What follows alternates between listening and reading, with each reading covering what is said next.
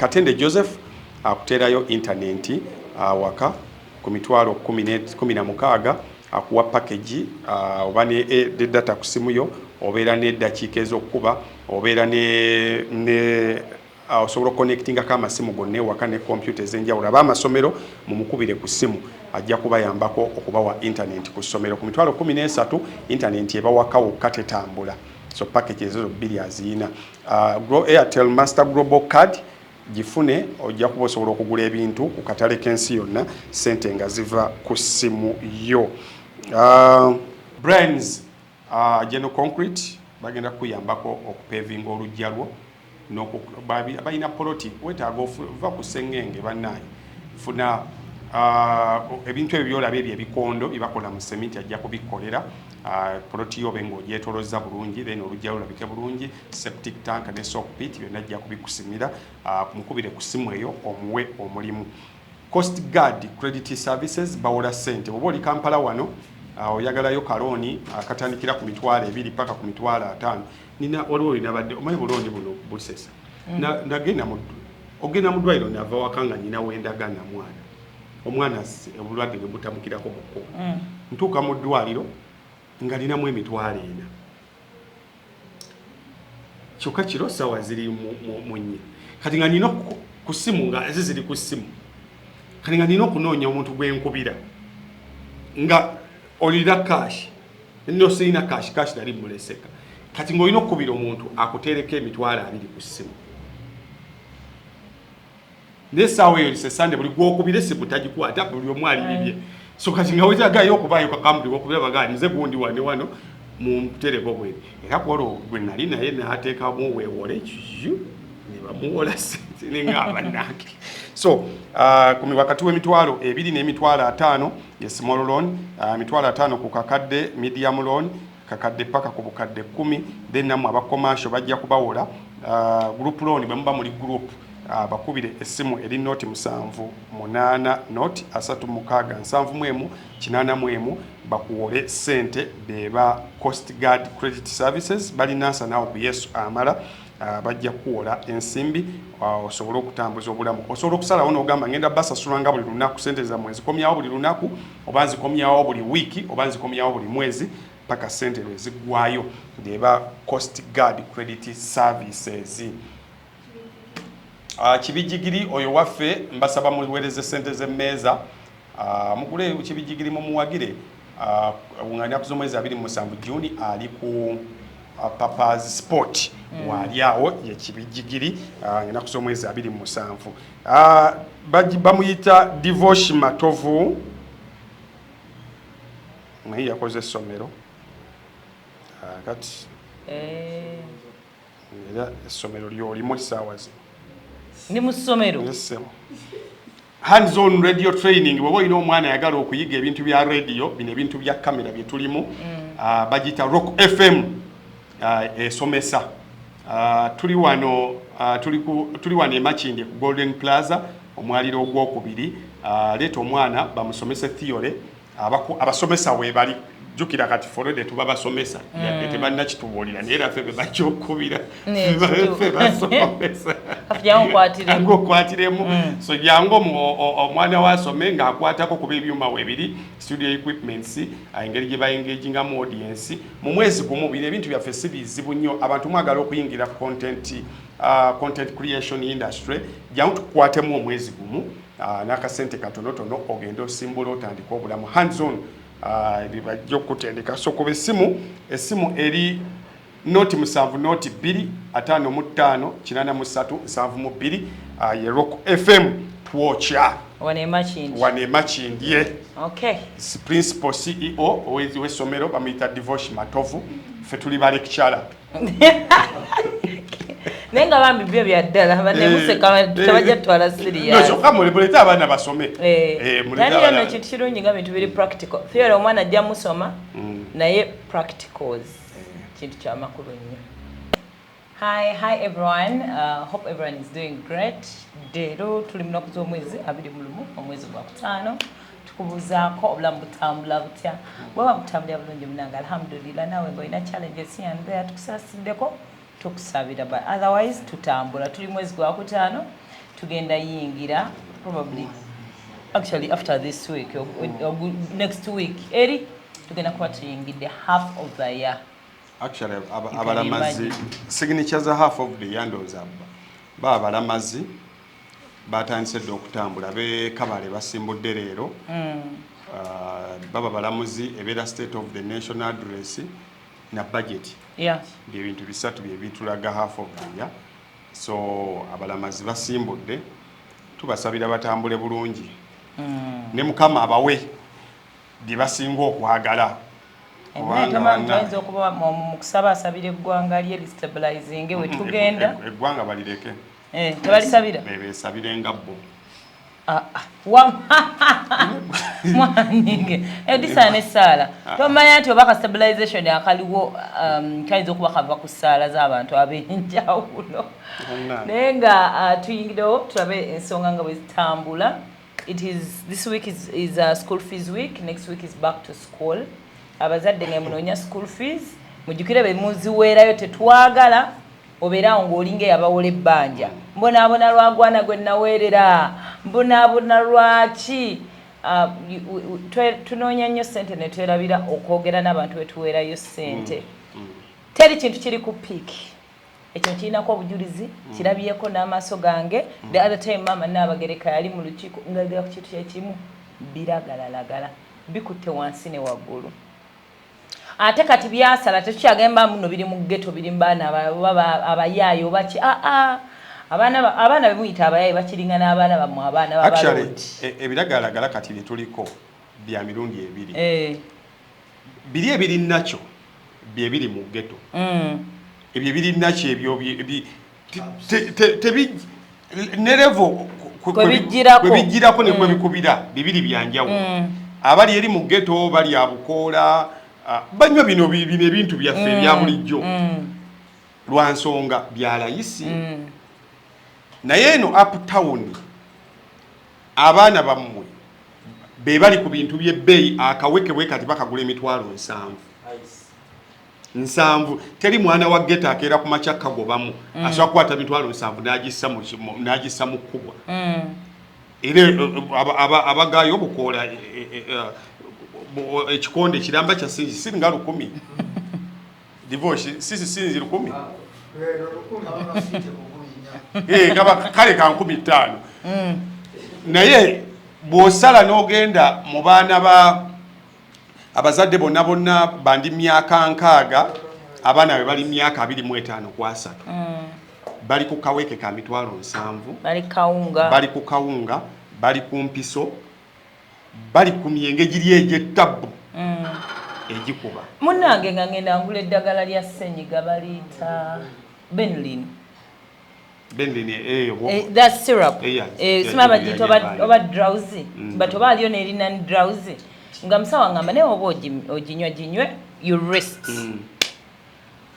kirabika kati nze nga ngamba kanginywe so ngamalize but thankfully I was home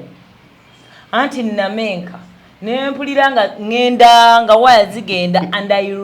rested like hours ezisinga obungi nadda buzingulu era nagitendera buli omu eddagala lya ssenyiga lyonna lirimu eddagala lya ssenyiga anti likufosinga omanyi lwaki abazungu bo ssenyiga bwe bulwadde waba and they take it serious because bo bamanyi system we demanding for you to rest era bo tebamira eddagala lya ssenyiga bw'obeera ku mulimu nga bwe tukolera ku mirimu n'ogamba olina ssenyiga and cough they tell you to go home and rest because bote balina malaria tosobola kulwera mbuno empeke gyemmire naku bayita kiralenezi naye muganda wange naye kasita ogimire ebeeremu padde waliwo ne kali akalimu obukala colors nkyali ku kiralenezi anti oyinza ovaako and you see clarinets is quite expensive empeke ya bbeeyi ya 14,500 okitegeera kati si buli omu tinasolojja kati ate yo yeringa empewo envumu nze obulwadde bwenjogerako obulwadde okusinga okunsumbwa kakati bangamba oyo Benylin drowsy abaana bamukwata most especially those who don't drink alcohol ng'abasiraamu oba bano basinywa mwenge balokola biki naye ino kulokwanga ali mu bbala alina okukubwa agenda ne syrup n'agula fanta soda n'apanchinga n'anywa nti omuntu agenda ku pharmacy n'agampayo syrup ya Benylin yes nganze bwe njitwalira omwana eka n'agenda naye mu bbaala tibwatuuka mu bbaala n'atumya soda oba ebyo bya house party oba biki kati n'ayiwamu sirapu kati ne soda gwateka mumanyi ng'abanywa omwenge bateka soda ne and alcohol naye abatayagala mbunepankinga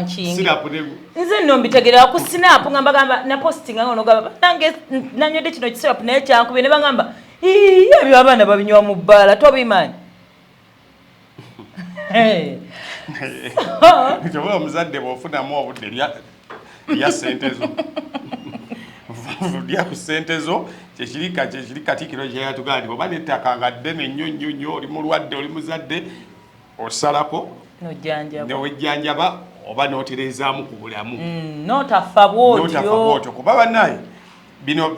jo nadde ndisikasinga ne Simon nga mugamba kyonna kye tulunda mu baana kirala nnyo nnyo nnyo nnyo kigenda kutweriira kakati bwe baba nga abo bavubuka modro the engine nabadde nsoma nina gundi gwe nabadde ndaba ku YouTube okwo someone ali oba munaggana oba muki someone na commenting wansawo ng'agamba nti youth are the engine. You cannot eat your cake and have it. Tosobola kwagala obe mulamu ate nga bwokubwa kati enkoko ejjolirya ate n'enkoko ojagala. Nagamba nti work for good life by being involved positively. Buli kyoyingiramu kiyingiremu nga obeera involved but positively. Many of our youth are engaged in drug abuse. We fight that first. We need sober minds to advance. Bwe tuba tuna advance nga we have tulina ebintu bingi nnyo ebyafa but abantu bokka basobola obbirwanirira biterere beba abantu nga oli sober minded. Very many people naddala abatuliko waggulu generation ezituli waggulu be batandika ebiragalalagala bino naye ebiragalalagala bo bye baakozesanga ffe si bye tuliko ate n'abamu magnitude kwe boogerera nti baabikozesa si kwe baabikozesezanga ebimu byabanga bya show business mwe bali eyo generation eyo ye yaba Bobby Wine ye yaba eyo nayo generation eyo bonna babanga banyoka nebo banyokanga bunyosi kakati abaddako wansawo ne bakyapugradinga kyovola ba Jawaliwo edomi nayogerako naye ne mugamba why don't you booze naga tosobola kunyoka nga wonywa omwenge oba ojja vaako okitegeera like you're striking a balance ne kati omwana asobola okukozesa ebintu for him he felt like tosobola nyoka nga wonywa ono muwala wammwe njamwogera because it's in the public domain Robin Kist I look at gwe tomanyi Robin Kist nze nalinga mugobera actually paka nakati wowulira accent ye nowulira you feel like it is a resource which should be utilized somewhere naye mukazi watu omulabanga ate yeegaana okukamala anti eyo omanyi bw'oba yagamba she's not bw'oba n'okubwa wabeerawo stages kati eyo stage ya dinayo gyalimu nti gw'olabanga batamivu b'omwenge nabo bakiina kizibu okumanya nti bwe toliiko abakuli okumpi balina okugamba nti banne abanga muntu ng'ali mu kakwano nga kamusuula ddalo kanye mugamba bannange ng'oggwawo olwakalenzi nze njawo nkoze eki kalimi kamala gwolina okulaba bali ku sikulu compound besimbira emmere ogenda okulaba all of a sudden nga beekakaaba ka heart break ali mu kintu tatera kiraba naye twevuga empola but I think nze kyendowooza ekintu kino kisinza okuva people have lost hope abaana b'abagagga basomye they've gone to very very good schools bowulira story Robin Kist went on gundi yali wano ng'anyumya nga yagenda e London. She went to London to study. She went to USA to study. Oluzungu yafuwanga lonna maama we yakola buli kimu anti abo tulina losing hope it comes in two way ng'omuntu bw'abeera nagamba leero mbuliddwa ekyokwambala statement esobola okukozesebwa mu ngeri bbiri nti byayinayo bingi munda abuliddwamu kyakola ki oba wali agamba nti munda totally teri okitegedde kakati bano nze kyendaba wano omanyi kati tosobola kuŋŋamba for the years I have lived in nze nganze kati nga mu parliament y'omu mulimu omuntu yaliyo paka nakati akyaliyo ninga bameka abasomye abansingako obukulu ne bennenkana nabo ne actually nabali biro mmi education it's a very big issue twalowooza nti no at least mulimu abaana b'abaloodi bagamba n'ogu banaagifuna nene gamba n'ogu naye ntebe agirimu naye atudde ne office akyajagala kati both abaavu n'abagagga bonna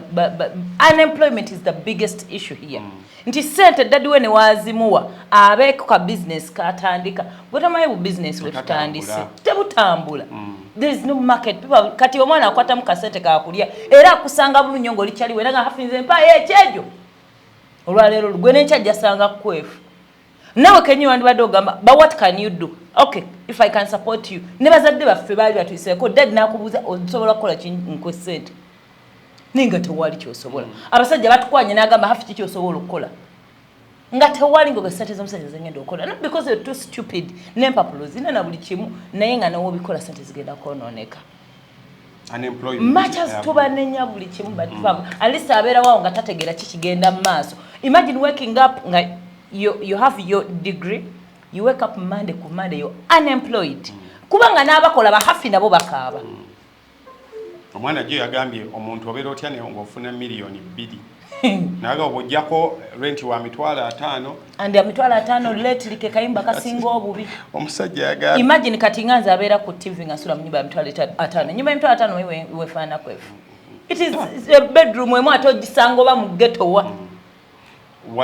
someone said buli muntu ali mu kibuga wano you are just one sickness away from bankruptcy just a mere senyiga okuvuga bankruptcy olwalamu katono nnyo loso okugenda mu ddwaliro omwana nagenze mu ddwaliro lisende ngenda okuvaawo sima bakebedde biki ng'ekyabirise bwe kiyisaawo nga ebbeeyi esinga egenze mu tesisaawo kwetoolatola kyenadde manyi ekyabiri kigera kunvuga wiiki yange bw'oyiwa mu tanka ekyenda zino n'otandika okuyiyiriza bw'ozigattagatta ku sande tekyawona so everyone buli abantu abakola wano you're just one sickness away ke babeere bano abalina sente ku account muno mwe tutalina malwaliro sickness esobola okuvuga family yonna n'egivuga bankruptcy. I was watching Shaim Malende we abadde gundi gye yawaddeyo nga nebyagira nga siwuliriza kati in my head you can she's a member of parliament natuniya ngamba ne kakati Shamimu eno gyali bbanga kuvayo baamutwala mu ddwaliro lino olabanga n'obeera wano Uganda sente mekeza kagenda wano akikola atya family bali kwesonda bakolaki kati unemployment I agree kati ni waliwo ne fact endala kati abo ba Robin Kisti group y'abagagga bate balina fact endala nti unemployment egatta ku upbringing nti bo bagenda okukula nga hopelessness weeri eyokuba nti tayina kyayayanira mu bulamu nti akeera ku makya ku birthday by senior 4 taata we n'amugulira emmotoka agenda okuyingira P7 nga taata we yamulagadde ennyumba ezo gwoze solooza agenda okuyingira senior 6 nga basically abazadde nga bamupampalinze nnyo nti buli kintu ekyandimuwadde bidi okukola already weekiri tagambwako abazadde bawoza tukoona ku mwana wange muzadde awoza omwana ayagala kitaabu yiyo omuzadde ne twerabira nti omwana akuzibwa mu theory ya nkoko nti bwebiika amagi abiri jjawo limu buli lwabaako nekyayayanira nakubira essimu nagamba mami when you coming back I need a tab nomugala leero sente teziriiwo bonobwo singa ononyambako nonjoleza ku mmotoka tuba tusavinga tusobole okugula tabu tabu eyo egenda okujja nga agirespectinga because amanyi he or she earned that tab kati bana abaana bakuze tebamanyi how to earn things kati bwatuuka bwamala senior 6 n'amala university fena abaana mu mugeto bwamalira university n'anoonya byanonya ne bibula nadda ku street n'atandika okukola guno naguli n'ayiriba era omwana akulidde mu geto ebiragala we bimukubira n'avaako omanya embeera ebadde etuuse ku ki kuba ffe tukuze tumanyi nti toswalo so okugamba kyaliwo bali tugabane mu kasukali kano tugabane omugaati guno buladi oyinayo naye bakula tebabimanye and we forget that okufaje kuli because me mpuli at the biggest point that is punishing Robin Kisti. She said she's 39 years. But mama wamaze kufa wano jujus. Because buli kimu yali providing. Era buli mu nyumba nnyina gyazimba mwe yawasiza n'omulenzi. Kati mukazi watu bw'omukeezaayo n'omugamba omanyi ku TV tugenda kuwa shetandika ssaawa 12. Kakati nga 12 kitegeeza that means I wake up at 4. Yes, you wake up at 4, then they will send a company car. By 4:30 they pick you. Now when do I sleep? I will get another job ngasoka abeerawo mu nju ya nnyina ng'amalawo emyaka emirala ng'ena. Bwadda munaafuna omulimu omulala bamugamba omanyi kati ojja kujja kale okole essaawa 7 ogw'emisana. Ssaawa 7 ate yawo akawungezi bwe katandika azuukuka obuzuukusi. Kati bwe mumugambako Katonda agamba bano abantawaanya emmere endya. Yeah, because ever since she came back, we are making her a case study here because man yannumye nnyo. Ono omwana twamulabako nga wa kitalo nnyo. Yakoma yakolako ku Urban n'akolako ne ku Radio 4 kuba ojja kwebuuza lwaki agenda akola wano nawali. Kitegeeza Kofi yayogera ku things that are happening. Zinayiko Anatalia nga ina wamwegairi abamu omulimu nga bali bagamba omulaba oyo yetaaga soka kujjanjabwa kyekituufu ate yagasimula the she needs a job but bajja kubuuza lwaki wava ku Urban because yabayo tenakuggala. Why did you fail to work at Radio 4? So over pampering abaana mubawe empower. Let's be like eagles. Omwana emutwala waggulu n'emuta naye abazadde tetwagala kutanzera. Nze njala nebaza abazadde baffe abaatukonkona emiggo abaatuza okusanga ku makya ne tukima amazzi abaatugamba nga yoza engoye zo abaatugamba nga like eyo tanulu gye baatuyisaamu. That's why tuli yadde tetuli bulungi ne tuli yaddeko naye bano abantu abatayise mu tanuulu eyo ye principle y'obulamu. Nze nade mbuuza Simon emugambe eno gye tuli mu baakabi kuba tudiringa ne baakabi tulina at least knowledge about them. Abayimbi abaakabi, ba film stars abaakabi, ba presidents, ba mu field zonna abaakabi. Dayo osome mu history waabwe olabe common factor ebaliko. Common factor jojja okusanga ya awo ne tusula enjala awo mama amazzi ne gatonya kyovula luyimba lw'amayinja ne bwali luyimba emyaka 7 okuva kati ku 10 nazaalibwa mukazi mwavu ensi yonna ekuba endulu because it's a common factor. Eno waggulu kizibu genda mu kisawe ky'omupiira mu basamba omupiira. Let's go to the sports field. Bonna abafuusa abaddala batono nnyo ojja kusanga bakaka gye bali nti family yali ngagga nga bamuleeta ne bamudropinga ku kisaawe but how many abatuuse waggulu ne bakikuba. But you know that is a chain. Great people oba bagagga abakabi babeera n'abaana bali wasteful. For example, then at abaana they learn a lesson mu bulamu bwe bakuliddemu and then they have great children. Anti kakati lwaki esaka ekitambula bwetyo tigwe hafi tugeze go watoba. Mama we yali bubi nga alina ka restaurant n'atoba nga keza ku makya ne muwate emmere n'otwalira ba customer biki kati n'oyiga emirimu. Kati ko bw'oyiga emirimu n'otandika okukola kati omwana wo engeri gye mutalina ka restaurant akeera ku Netflix akeera ku kusaba data akeera kukola ki ku mirimu gyange gye nayiga n'enfuka resourceful. Kati ate ye n'atayita mu tanuulu kati generation neba wasted. Kati bw'abeera wasted bw'ovaawo ebintu byonna byabadde adipendingako n'abitunda embeera n'ebambi. Kati abaana bate bazadde be baddayo ate ne bafuuka jjajjaabwe ne baddamu ne batoyiringa buto. So we need to be as serious as possible as parents. Abakazadde abamu abakazi mupampalinza abaana bammwe temwagala bakitayi babagambeko. Omwana afuuka ekizibu omuzadde sajja naga omwana oyo soke tumutwale mu kisulo yeetengerere n'oganza omwana wange njala kubeera naye wane. Abazadde abamu abasajja mama w'abaana bw'agamba ku baana nammwe bataata mutulinamu bataata abali awo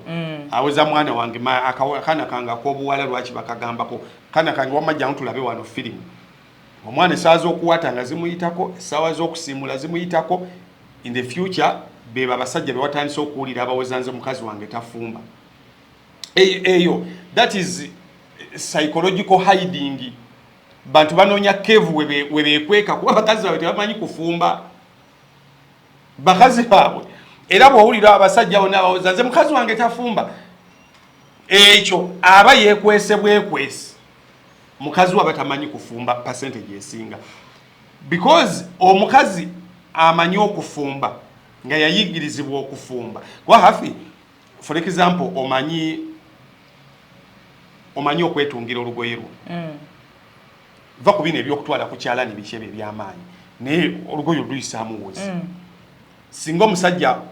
owulira omusajja ga aze olugoye egundi neebeize nze mukazi wange takwata mpiso kitegeeza tagimanyi because you see okubeera ne house help tekigana kubanga omanyi okufumba because then you live and tell that kubanga bbawo tagenda yita mukozi agambe lwaki omunyo tegwakayemugwagenda okugamba then it is you to go back to the maid n'omugamba there is a reason as to why maid wali waka maid aliwo because maybe both of you are very busy and all that naye era omanyi that's why you guide her actually we maid bajja ne wakane tuba training teriyo masomero gya trainingira omufuna olumu nga mwana abandi emisomo gyagaana n'omuga fwana munnange infate tuziteeka mu butto naye tuzifumba wezitini zistinga bulungi ekitegeeza naawe oba omanyi togenda linda togenda kuba nga agenze mu restaurant bulungi nti olinde bakutendere nti ekyandemwe basinga ofumba emmere baleete bulesi era ku weekend lwobaddewo okyekwatira maidi wakeera ku makya n'agenda because wagendanga era omusajja takulimbanga nti waliwo omusajja adriving essanyu kuba nti talya ku mmere ya mukazi we gyafumba ekyo aba just ataddewo defense wa mukazi we naye buli muntu kibanga mwanawo hafi teriyo olunaku lugenda kukunyumira ng'otudde mu ntebe bwoti je aleeta akatunda nga yakakamudde nkulayira ne we kaliba tekawooma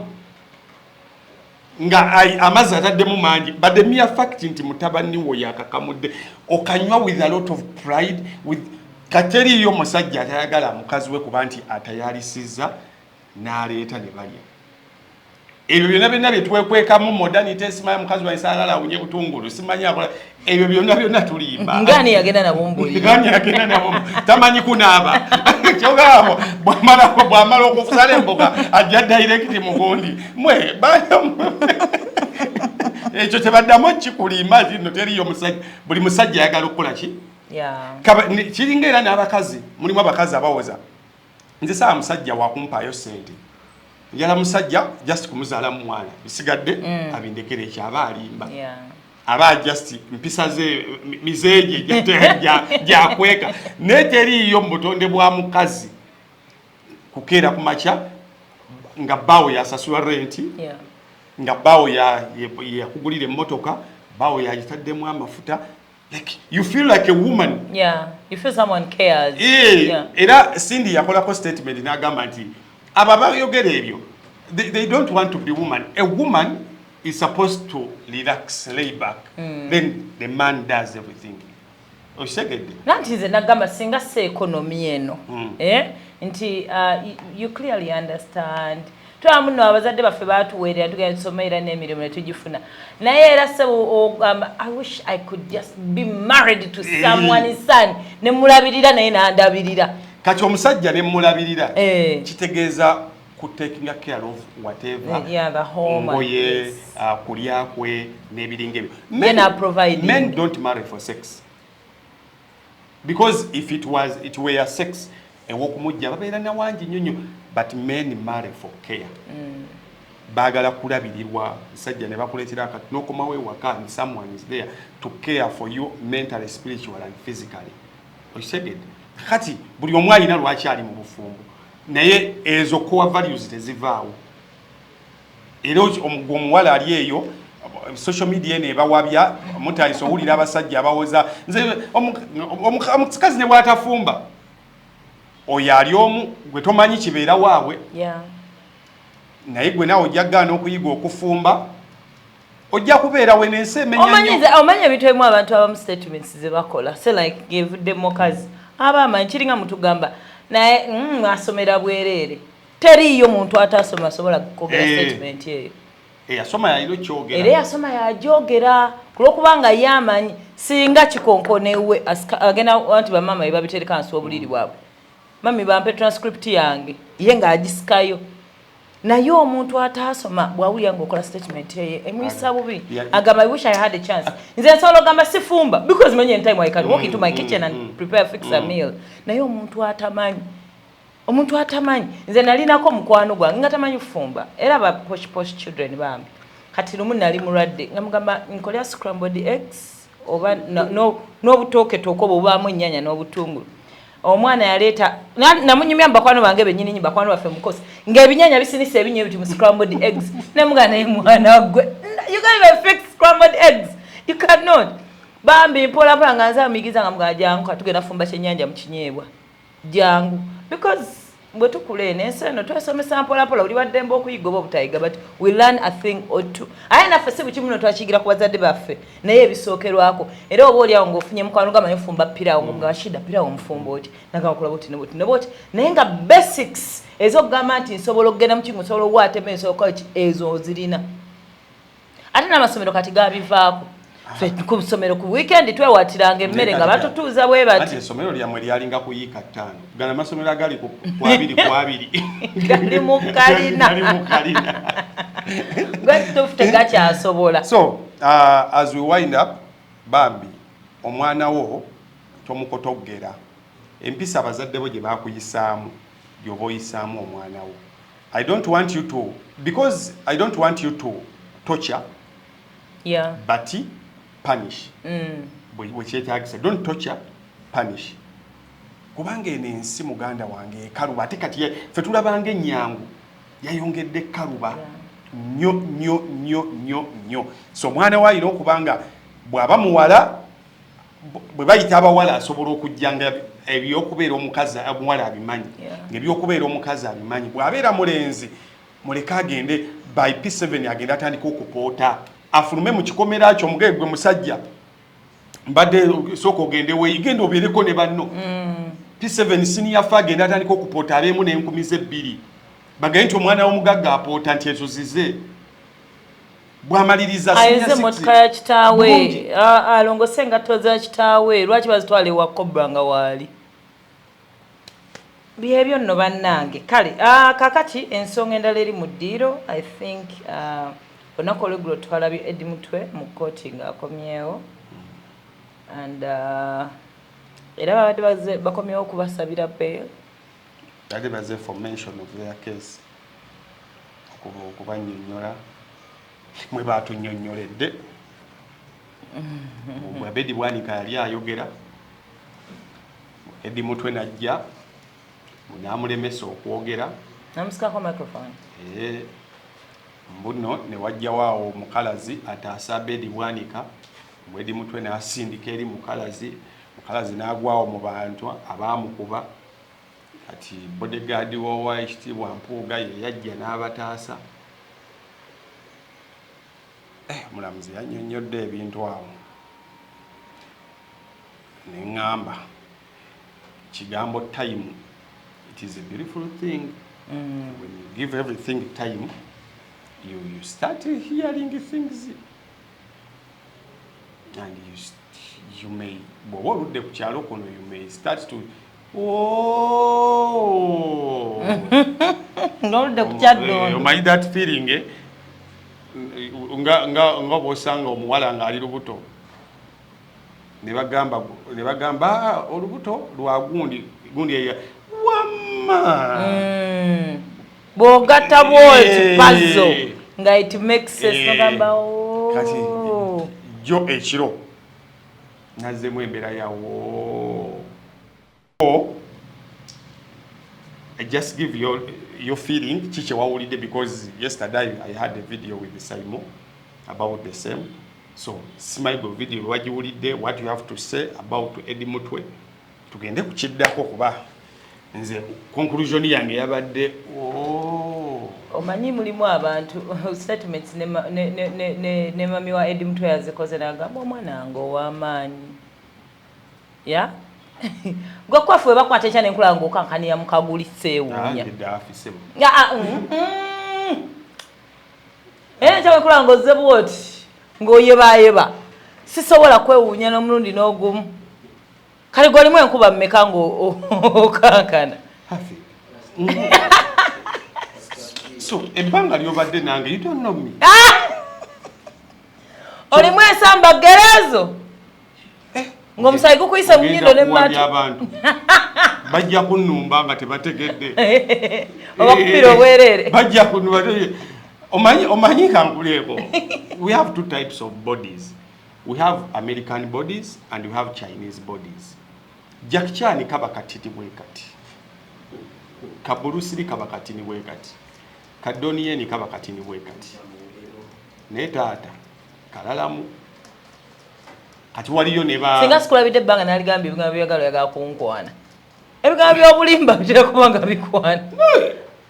no ngenda kuwe lwako nali kuwadde obuzaani kuba bennakuba bennakuba tebasaswa kubuulira kumbuulira balima looking at kuba muntu diririmu lino lijja bweliti but looking at the state Eddie Mutwe gye yabaddemu you can imagine abantu abala babeera kuki it was a very very sorry state ng'ayogera akankana physically n'eddoboozi nga likankana ng'olaba kyabaddemu si tuno yali alina okwerwanako of course sajja bakwa naye omuntu asobola okuyisa bubi n'akutulugunya bubi nnyo n'olya ng'akwekyayisiza n'obulamu bwo nga tayaba kuddamu kwerabako gwe ng'omuntu yabadde ajjudde amabwa kuno konna ng'era bwe twabagamba ne balaga akakongobule nkazi mbyekuwe kati and me always party etera okunkwatako is kuba nafuuka omuzadde nanafuwa nnyo was of course party mama yo yayogeredde the same things the same words state nga bwe twagiraba ku mama wa Seggirinya bwe tugirayo ku mama Eddie Mutwe kikuwa kyakuyiga kinti eggwanga lyaffe lino tetuyiga ate tetwe we learn nothing and forget nothing era kyonna state ekisooka mulwadde bibi bintu era twali twogerako ku Seggirinya omuntu aba mulwadde ate mukyamukoza timukomera mu mujjanjabe kubanga era nenkyamwagala mugambe RIP Eddie Mutwe lwaki tetuyiga tali yali agambye nti tebamusiba era kyobola muntu yeetaaga balawo yabe omusango baguwoze naye mu mujjanjabe obulumi bwalimu bulabibwa n'omuto we've had a single okunnuma tufunye abantu bangi abalina emisango egy'amaanyi egisinga okubba esweta egisinga okubba essimu nga bafunye beyili nga they are moving scot free naye bw'abanga ow'esweta n'essimu ali mu mbeera bw'etyo you wonder n'ogamba naye what to do because bojja osoma ebintu ebibaddewo omanyi ebintu bya revolutions and what tebibeera prompt nti bijja bizimba abazungu baali batandika obbago batufuna independence yasooka 1957 e Ghana tebatandika 1956 okunyiiza abafirika e South Africa babanyiriza ebbanga omuntu anyigiriza ennyindo kakati buli lwonyiga n'onyiga omuntu yekyawa emmandu so eba nantono nnyo eba ya kisiru evaako buli kintu atamanyi lugero wagamba kati ekyo ki ekyabajjeeko waya so let's tulwane nnyo to reverse the situation naddala bali mu buyinza tulwane to reverse the situation because we are not safe and you yourselves are not safe. Humiliation and love cannot coexist. Yeah. Tebisobola. You humiliate someone, then you demand love from them. Tebisoboka. So, from the opposition, it's just creating more hate and all that. From the opposition, from upright human beings, you cannot get love. Era yensonga lwaki bw'onoolaba abantu nga bafudde abali mu gavumenti bafiiriddwa, you'll always hear those words ezijubilating. Humiliation and love cannot coexist. Olunaku olwaleero wabaddeyo ku kitebe kya NUP ababaka abapya bajoyininze ekibiina kya NUP officially and deployment yebaddeyo nga bulijjo oba bano be babasaba obukuumi gwate bannange kyobulaze batandise okuleeta lino etteeka lye bagenda okuleeta erya bw'oba toli mu iPod oba toteesa tosobola kukaka mbuzi kunywa mazzi sokotereze kati iPod tetusobola kubanga ffenna tuli mu kibiina kimu ng'abamu babayisawe batyo abamu bakuba enkuŋŋaana ku bitebe byabwe tewaba buzibu abalala bakuba laale zaabwe tewaba buzibu. And you want us to sit on the same table? On the same table. Bw'oba oyagala tutuula on the same table onosooka n'olevelinga grounds sobola okutuula kati ne bw'onooleeta era eryo bwe linaaba liyise it is okay. Of course sente zaabwe zibadde zibaluma ezibadde zigenda bibiina zibadde zaabwe zibadde zaffe ab'omusolo zibadde ziruma bali balabanga be bafacilitating ababavuganya kati banoonya ngeri gye bazikwatamu nalyo liyite kuba lijja kuyita with numbers basigaze sente zaabwe but ebyo byonna is just icing on the already. Lyayise lyerimu n'erya UPDF lirinda kati tetulina buzibu. Waliwo guy awandiise article mu Daily Monitor olwaleero is just a guest writer n'agamba a leader is not a hammer, omukulembeze toba nnyondo and citizens are not nails. Ate b'okulembera abatuuze tebaba misumaali. Example zatandise okuleeta aleese Nicole Sizakas yali we Romania buli kimu yakikola. He demanded worship, had children sing hymns in his greatness, and he lived in a palace larger than Versailles. Versailles bino bwe baatula okusayininga zi Versailles Street abasoma history. He was surrounded by a personality cult armed by secret police and a deaf, and he ruled like God until the day people snapped his illusion in two. In December 1989, the dictator who had silenced millions with a clenched fist was executed in a Dige courtyard by the same nation he had brutalized. He fell to a firing squad after 55 seconds of trial. Bamuleetaawo speed yawo second nedashika teyawera nyagawo ugita musinga kati tetumanyi kiyinza kuddako mugimusingise libamusa firing squad. Of course agasse kabalala bangi ba Muammar Gaddafi n'abalala bangi ba Mobutu Sese Seko abaleese. Mobutu Sese Seko was one of the most corrupt and ruthless leaders. Oyo bamuziika ayimiridde waggulu mugundi eyo mu mambuka bamuziika ayimiridde aleese ab'e Morocco. So you read that article, it's good, but okwewolako statement yo gy'oleese they learn and forget nothing. Kati ebyo byonna buli lw'onyigiriza bali bakoze kabaga kaabwe baaniriza bammemba bapya mu kibiina. Kati ekyo kirina buzibu ki? Bali bakoze mu kibiina kyabwe ku kitebe kyabwe misala tuku balina activations za ngana mwe mukola activations za kati obuzibu buva ludda waawo kati awe wasinga okuntabula dai so budget yaffe wakati agamaji ge bayiyawo gali ku budget. Of course waliwo budget balina amafuta balina ebimotoka balina waliwo sente ezigenze mu ebyo. Mubimu kale byensobola osokoolayo abamu abajoyininze notable joiners include MPs Paul Lutamaguzi Semakula. Lutamaguzi just atongoza bufumbo but yali yegwanyiza ddo omukazi w'abandi abadde bakohabitinga NUP and Lutamaguzi have been cohabiting just actually batukuza bakita kutukuza bufumu ng'embira nti gundi yemu nti Misa Semakula bawanakayi baina n'abaana kati banakola embaga batukuza butukuza kati nesemagulu tamaguzi kyafaze tiwaliwo Boliko Patrick Nsanja, Fortunate Nantongo, Joan Namtawe,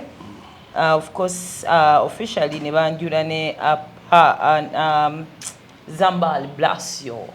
Mukasane officially nayingira musajja wange. Musabira mbaddeko omanyife bakwano baba abantu yitamuko nagendako mu activation ze yayina yokusamba omupiira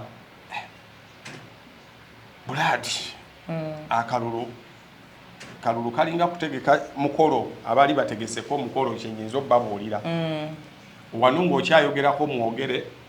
nga bakuyise buyisi ku mukolo osobola okulaba n'ogamba nange nja kuwasa naye bw'oba nga guliwo nga gugwo akati abaana abo bagenze mu campaign mubasabire nnyo ebiseera bino ebitaali ebyedda abantu b'ennaku zino bagenzemu bali financially corrupt bali financially bankrupt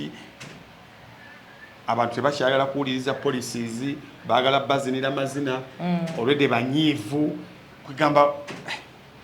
obasaasira buli yagenza okwesimbawo. We wish them all luck. Kubimu ebikutte ensonga nyingi ezogeddwako kwe kuli ensonga ya tulabyeko baba yawe elder brother wa Bobi Wine president w'ekibiina kya NUP ng'ayogera ku nsonga kino kijja tuzzayo ku mitwe embadde ndaba bwe tubadde abadde Nyanzi baba Nyanzi bwe tubadde ababaka bwe badde betegekera okugenda mu amendment bill eyayisibwa olunaku olw'eggulo buli kibiina opposition ebadde erwana ne NRM ng'erwana naye waliwo ebigambo Honorable Ssenyonyi byakozesa nga lead of opposition ng'ayogera ne ttiimu ye kiki bagenda okukola and social media so olunaku olwaleero n'ebyaliwo maybe ku Nyanzi that Centamu family and all that addressing ensonga eno ey'okuvuma abantu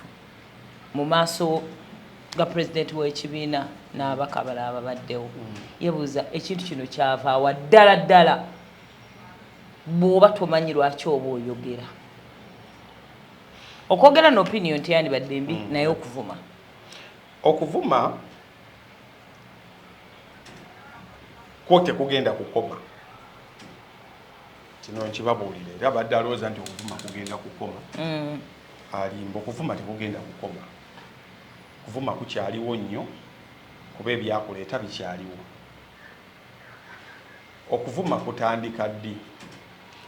okuvuma kutandika ng'abantu bavumiddwa communications both verbal and non-communication symbols and signs. Kakati ensi ewemuddwa nnyo abagikulembera ewemuddwa nnyo ebintu kati nga bw'alabye okuyisa amateeka agasobola aga weaponizinga kati ekyodumutwe kyeyabaddemu eggulu okuwemula bamuwemudde buli muntu ategeera they abused your intelligence okulaba okuleetera obuleetezi nti basobola okukwata omuntu n'amala wiiki 2 nga talabiseeko ne bamuzza bye yenna bwe bamaliriza ne bamukusuulira mu kkooti ne babaako omusango gwe bamwazikako that baba bakuwemudde entegeerayo bw'olya emmere ng'otambula okimanyi nti oba ovumye omwana wo oba okoze ekikolwa ekyobuwemu ekibi mu maaso ge kuba kyagenda okuyiga okisegedde kakati bannayuganda bawemuddwa nnyo basooka kuwemulwa mu bikolwa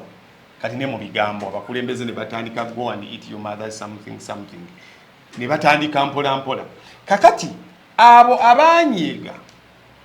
ne babanga they cannot revenge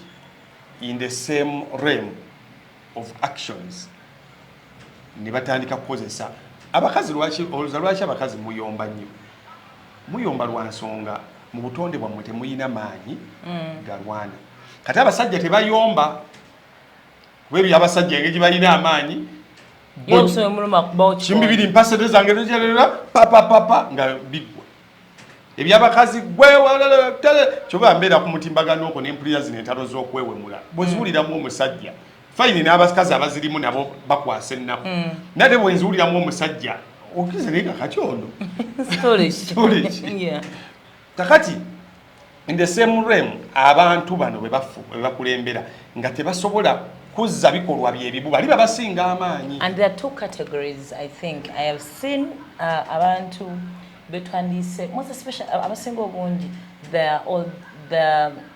old citizens abantu bwandigambye abategeera mu ggwanga lino what they did era bw'omwako chance n'omwaka zina I even had surprisingly nawulidde gundi ng'akyogera Frank Gashomba nagamba nze ebintu ebikolebwa muli bidisappointinga nnyo tize saagala kumala budde wange nti ngenda kukuba kalulu nagamba kubanga olonda omuntu nakola ebintu by'ekisiru n'onyiiga era yengaga that's why of course he said he keeps quiet much as tumulaba ng'ayogera kino nakiri nakiri but I think there are matters byagamba bisijja byogerako tulabyeko abantu abovunaanyizibwa ngama I don't want to give my opinion. Era ensonga kati bwekituuka abavubuka kati abavubuka abali young people tujja bagerageranya kuba abavubuka tujja bagerageranya ku bakazi they turned out to be verbal. Yep. Bali abantu abakulu ngalaba the least because tajja kuwemulanga wewamuwemula they're just going to go silent on you. It's like me having a fight with you. Techigama muno gwetonyize. Being a man that you are going to exchange na mukazi oyo kansirike. Nze nenfulumye ebigambo. Nenga nkunyiziza. Kati mulimu eyo category yawemulwa nenga yote yasalawo kola revenge through verbal abuses basalawo kusirika. Those are the intellectuals. Yes. The likes of njakuwa Dr. Sam Kazi. Kati ebo bonna bonna ba intellectual abagwa mu eryo agenda nasirikira bwati n'agamba naye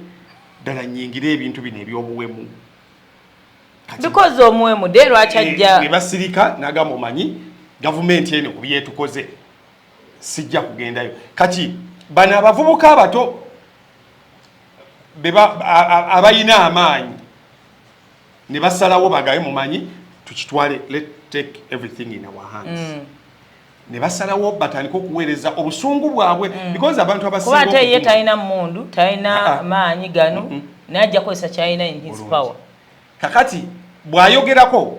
because naffe wano tuwogera kati yawulira ffe tetukola kimala because ntera nnyo okugiwanga example nti abantu abasinga okuwemula n'okuvuma abakulembeze tebali mu Uganda natera ku mutimbagano bali bweru abali ebweru we are living in two different circumstances and atmospheres. Omuntu nga muyina ettaka mu kyalo kyammwe eka emu bwe bakubira essimu hafi olwayo ne bagamba munaye ettaka lyaffe waliwo omuntu yatayise oddirimirako era tugamba soko gye tumala obimaliriza omugamba leero lwakumeka oba kanzije ku Sande kubanga gwe ettaka liri siti teriri olyagala lyammwe lya family nego inayo ebirala byokola ebikuliisa siri ebikuliisa naye ye ali ku ground agenda olabanga ebya Sande kuba ettaka eryo bwe ligenda ye lyayina lyokka kati abantu abali ku kyeyo balabye ku bintu ne bamanya nti Uganda kye tuyina kyokka. Levels of frustration is baliko tezenkana na zaffe. Levels of depression is baliko tezenkana na zaffe. Abantu abali kuki. Fe wano. I agree 100% Era kyovulaba bayina obusungu. Olaba nze nsobola nnyiga wano. Nengamba lero akumeka. Angendeko wa mama wange. Nakusanga kufumbidde akamere nebyakunyiziza n'obivaako. Ate byebimu ebitunyiza ebyo bya mirimu bya kisina bya mbuno bya mikwano ne embeera yonna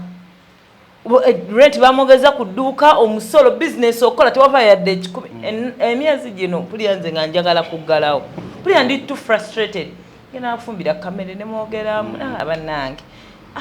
you know ne mukolakola yawe ebintu byolaba kati ngadde ngamba wano linagenda mu nsujju z'omukadde ensujju ze nazitemye nezeeta nenziguza alunambiri alunambiri yaguza ensujju z'omukadde kati pati yaseze okunsesa nga muterako sente ze ku ssimu mujoga ziri sente nga oba zaagala nagula ttaka sente zaye ngenda zikolako kino bwagamunakuyagamba kati ekyo nkisazizamu ngenda zikolamu kati you feel that happiness tolina kyomukoledde kyamaanyi ensujju ze yazeerimira yazitadde ku taxi ne bazikuweereza nozimutu she's so happy kati ekyo kyokka kisobola okutwalako a week namba nga it's a therapy naye bali abantu gye bali amaze emyaka 7 talaba nnyina amaze emyaka mwana be talaba wali fine mulimu n'ababeera wano e Kampala nga tetulaba baana tebalaba baana baabwe tebalaba abazadde baabwe but ekyo kyo kijja muba ne olusi abamu muba n'ebyabanyiiza nga is out of choice wasalawo obusazi n'ogamba mama kamwesonyiwe taata kamwesonyiwe baaba kamwesonyiwe nga mulina nsonga zammwe naye bwe muba nga muli ku wavelength yemu nga tolina bwomwesonyiwe kati bo kye baliko abadde ku video call emyaka 10 ne maama we maama n'alwala maama kati ate bo ffe abali wano tetumanyi bo bamanyi tusinga batya bali exposed. They know how hospitals should look like. They know how roads should look like. They know how insurance cover works. Bamanye ebintu bingi kati ffe wano tutabya kajjanja ate bakolera they didn't go because they really wanted. Ate embeera nebeera nga sinungi nabaga busosoze tebuggwangayo kyobalanga bakaba Abawarabu babayise bati Abazungu babayise bati and all that naye yandiyagadde abeereko wano nze kubanga nze wentuuka kugeta sikaali n'atanzigulira oba abadde andeetako niwabeera boss wange I mean, I think we speak the same language. I can sit down and explain. No mugambo why? Ne ovanga ku muntu nga singa okyusa kala odda kwetokota. Bulungi nnyo. Nga tulina na choice ng'ebintu bikutabulira abo bayinza n'okusiba biyinza okutabuka. Wakati ffe baboosi baffe bw'ofuna omuyita na linnya ganda mwami muki? Okitegeera. Mwami Katete. Manaja ompulire bo otegere bo. Ova ku muntu alina boosi nga mu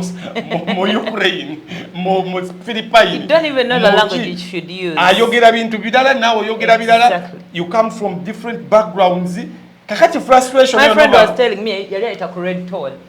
Naye nga talina cash nga ino sasula. Nanga mangenda kukola ntya na ntuuse wano nakagira nti nina 2,000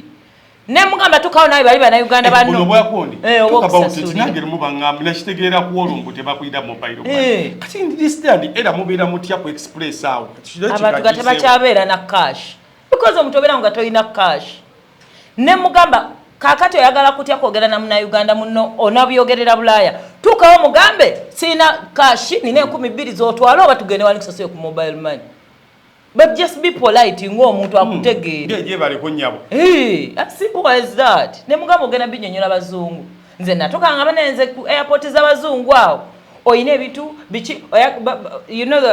the liquids they don't allow on plane. Nga si olumu nga tomanyi ebintu byaiso wa packet speed. Tomugaye muno kanzireyo. Kyokano ku airport ye Uganda. Era nze tontiisa nga oli wano ku ttaka. Ero mugamba ekika kali balonga nyakimbo. Nsonyiwo oba bichi. Ayine byona. Era n'olugero luti I make sure ontegeera n'enkutegeera naye bannange wantu eyo. Olumu ne bemwogera temukwatagana tamanyi Luzungu kati ngeyo Schengen countries they don't speak English. Okanya mga abanange bichi wa ngatakutegeera. Kakati omuntu nabanga they are refugee, psychological refugee is Kasimu. Yes. Ate simu bo amawulire engeri gye bakafunamu fesi gye tugafunamu ebyabwe babifuna bibulala naffe tubimanyi bulala. Yes. Kakati bo they need change as soon as the other year. Fe tubeerawo nga bwe nagamba nti omwavu tamanyi bwavu we buluma nga tofunanga ku sente oba tomanyi bwavu era oba wabumanyira osobola naku zino tetulinamu sente nokitamu naye omuntu ng'ali abaddeko ne sente nga tayinaamu ye ate abamanyi obwavu we buluma kakati ffe tuli bakkakkamu because ebintu ebimu twabimanyiira naye abali eri tebabimanyiira kakati they have that anger gye tutayina solution yaayo okujjako gwali olabyeko wano okulonda kwa America kubaddewo walabyeko mu America ali Uganda ng'awemula abali mu America okulonda kw'Ebungereza kubeerawo olabako omungereza n'asinzira yonna mu nsi gyali n'awemula abali Ebungereza because tebamuwemudde mu actions buli kimu kisigala ekitambula nga bwe kiri so kakati fe abakulembeze abali wano olina kusigala ng'okola kyokola era nasanyuse gy'olusenyonyi ye teyakanye nabo kujja kiro kukola live kubagamba mwe temumanyira nze lopule aba understand them nze nyina manyi kye nyina okukola sigenda kukwata video mbanyonyole bannange tugambye tugenda gendayo naye bwe tunaamaliriza ate tujja kuvaayo akakakodyo kesigaliza bwe yamaliriza n'akola ekiri mu mateeka namala nakola ne kino okukolebwa ekisindika sigino nti we are not in agreement with whatever so abantu aba bali eyo tulina kwogera tujja kwogera naye bo the frustrations the depression bagala kukomawoka bagala kuddaka so nze I understand them kyobulaba nze oli ne bwajja mugulu waliwo video gye nakoze wana about Uganda Airlines olina gamba twabitegeera ebya traveling twebuuze kufa ba traveling ngamba nkuleke eno tomanya amatoke gabadde gabbeeyi kati amatoke gagenda kukakala ngamba kati wuliriza in 2025 government emaze mu buyinza emyaka 4 example jampadde nti amatoke gagenda kukebbeeyi good enough sendege yatubadde naye wano visa okufuna ofunye visa ekutwala Ebungereza bangambye abalina okugenda mu America kati oba onoonya visa gundi ze bakubawa za mwaka gujja appointment za mwaka gujja Ebungereza ate yo birala ababadde ne recommendation ya civil aviation babamye visa kati otunula n'omanyi omuntu frustration gyalimu we understand you but just mwe wenyini please mwe kati mwe musobola okwebuulira so babuulirira mwe musobola okwebuulira ne mukakkana neze mbasuubira okuba nti bwe mutowe mugenda okubeera olw'embeera ze mulimu era omuntu ali eno never exchange with someone ali outside Uganda never you are on two different worlds ngenda ku vacation nga kulya sente kwebaka wiki ey'okubiriganya kudanga ya homesick ndesa gamba abaana bangamba kogenze abagende olumala babomba bubombi mukama ansasire because it has never I know sisigenda kukola paka I will have to live and do other things but the opportunities I've had to travel I feel I can get homesick vakati kugwe example olaba abana ova buvi wavanga buvi mu family ye wamwe nga muli yakimu kumulirwa nawo nga waliwo ekikomera musobola okubeerayo TV ne mugiraba ne bakuwa ku makuloni ne bakuwa biki but okifeelinga nti wabeerawo yes nuya yakuddayo labe mama wo labe taatawo osule bakwalire wali wansi kati yesalemu nenga bazadde bo webali era nze mbakubanga ninga abawala abalala bave wakanga navaayo kugenda straight mu bufumbo bali nkubye kibuuko kukamala okwamazi bazadde bange andi ndibadde nzirayo lunaku navaayo buvide nga either I go or my mother comes to my house to my kazigo paka we namanyiira nga tubeere timukubu ngenda oba najja nga mpulira tebigatta mbeera ate kyokka ekyewisa nga nalinga mu kisulu the whole time was in boarding naye okutandika independent life anenze simanyi era nze ati bebulaya mbasaasira so ebyo byonna bw'omala obibasaasira n'obasaasira culture gye balimu kati n'obategeera butegeezi kati n'olaba ebintu kati then n'olaba n'abaprovoking abakola ebintu e Uganda wano yeah Uganda kati kino nange ne bwe naalibadde ndi Bulaaya ati bw'omalayo emyaka 2 kali kyetandika okuvaamu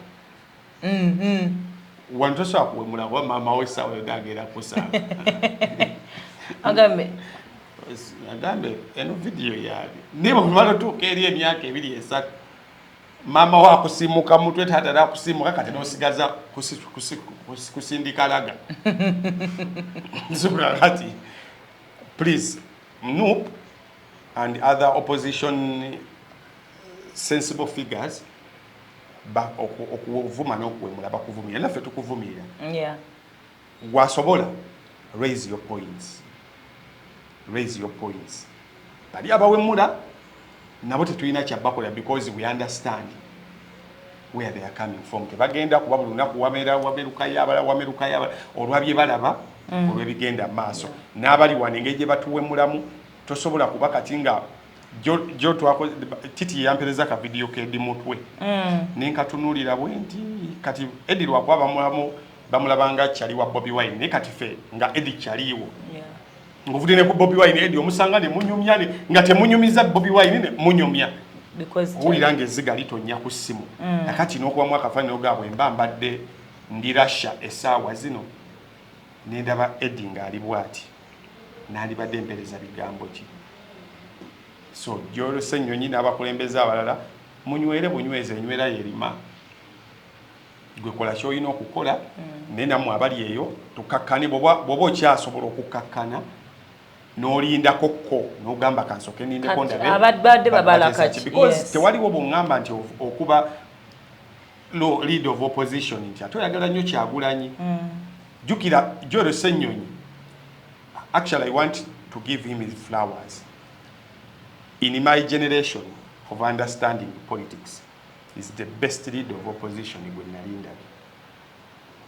He came as an underdog. Someone said that in the morning. We underrated him. Yes. He's a Yamini Yamalo. Chobola banga. Choanga bamukola ebe naye bakola wala prime minister byamukola. Kwaye bajukira kali kajoela katulanga ku TV. Nikabayita smart tugenda but he has proved to be strong, to be a leader. He stands ali well informed. Waliwo ebintu ebimu Ssenyonyi nze Ssenyonyi abakola ensobize nali namusonyirawo nga bakamuwa obwalo era video gye twakola bakamuwa twagamba bamuwe naye ajja kuyigira ku mulimu kumbe Kagayi balese Kayamini Yamalo tekaze kuyigira ku mulimu kato naye mentality in the field nkulu. So Joel, you are my generation yange, you are the best leader of opposition we now love you as per now. You've proved nti ojide mu kaseera nga kabi nnyo katabu mu government eri mu parliament ne ku opposition sente zitambula olutambula naye osobodde okulwana entalo zonna n'osigala kyekiri obadde osaasira abagendo joininga bulungi. Ssenyonyi yafuutuka bulungi nnyo ku TV ye ne bamuleeta mbino ebintu naye Ssenyonyi ayimirira ku era munange ne basikane bagane ne Bobi Wine akomboza kati yalese ki kumbe balese kati mu Barcelona kali awo kabwana butute butegerekeka ne bwagenzo maizanga bukutta abasajja abakulu abaliyo Madrid nga bali mu shoko akati I give you your flowers, you came as an underdog naye intimidation izo neza abasajja abakulu abaludde ku kyalo kino osobodde okuziyitamu ku flow otisibwa naye no standing your ground no isaw points nga bwezirina okuyitawo kati bino ebisigadde ebyabaana ba foot soldiers abali ebweru just understand them. They have anger which sometimes get misguided yes, because of the situation they balimu. So that is kwe kuvuma era yenna gwe banabavumye gwe sigala bo olyanga consciousness yo kyekoze kyekituufu songa mbere sigala ku kintu kyo